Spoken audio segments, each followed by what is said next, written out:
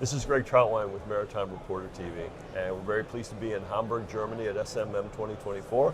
And we're here today with Simon Crook, the Senior Solutions Specialist for SSI, and we're here to talk about Shipbuilding 4.0, digitalization of shipbuilding, whatever you want to call it. But when you look at, product lifecycle management in shipbuilding today, quite simply to start, where are we on that evolution? I mean, what's the reality in shipyards today? Well, shipbuilding projects are on a massive scale. There's multiple stakeholders, different organisations collaborating together. And when we think about digitalisation, we think about capturing all that information in a single source that stakeholders can access at any given time the information they need to carry out their role. But when you look at shipyards, and I guess since we're in Europe, let's stick specifically on European shipyards.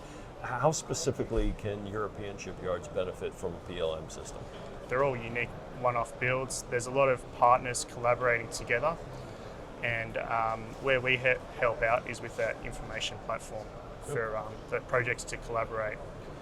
You can view information along the digital thread, identify the impacts of change, and just better coordinate with different project stakeholders. Okay, so in your position, are you specifically, are you working with shipyards in the adoption of these services and products? Absolutely, every day. We focus on one business only, business of shipbuilding. All our solutions are specific to shipbuilding. We live and breathe it. I love solving shipbuilding problems myself. Yeah. When you talk about the steps of adoption, for anyone watching who's in the shipbuilding field, what is that best first step to take? What are the steps to successfully implement? Firstly, I agree with you. Thinking about the adoption of such technology, it's overwhelming. The good news is you don't have to have a big bang approach and install everything and connect every system all at once. It can be done incrementally, typically starting with engineering and engineering change, and then later on downstream processes, how the information feeds production lines, and later on ship operations.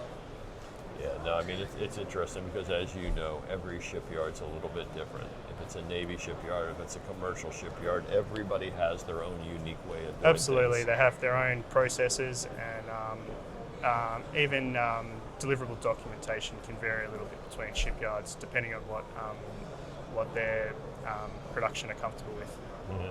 So, from my aspect, it's all about efficiency, and I'm sure from your shipyard clients, it's all about efficiency.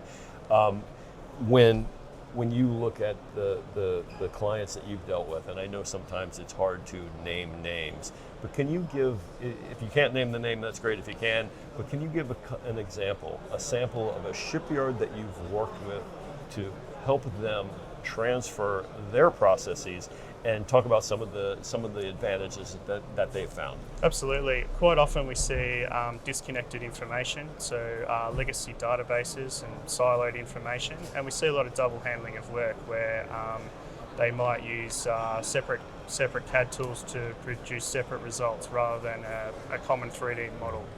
So we work with shipyards to identify those silos and restrictions to build a more efficient process.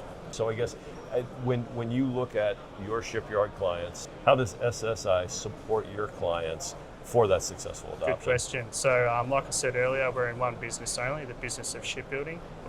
We employ a number of technology specialists and also shipbuilding specialists like myself who can quickly identify those challenges and work with the client to overcome those any challenges. Okay. So and actually I forgot to ask at the beginning, how long have you been in this business? About 20 years. Okay. So I started at a shipyard in Melbourne. Okay. CAD management's my background. Mm-hmm. Yeah. Okay. So you've been doing it for 20 years, so it's not like you're just preaching it, you've actually walked in their shoes as well. That's right. I love large-scale projects, CAD models with hundreds and thousands of parts, and how all that information captured in the CAD model can feed all those downstream processes. When you talk to a client on adopting these advanced PLM solutions, what are some of the common mistakes or pitfalls to avoid? I guess it's they need to, understand what's possible with the PLM system. It's all good to say you want to have one because it's a must-have technology, but you really need to understand how project stakeholders access the information they need to do their job, and then configuring the PLM system to suit those workflows and those information requirements. Yeah. Oh, no. Yeah,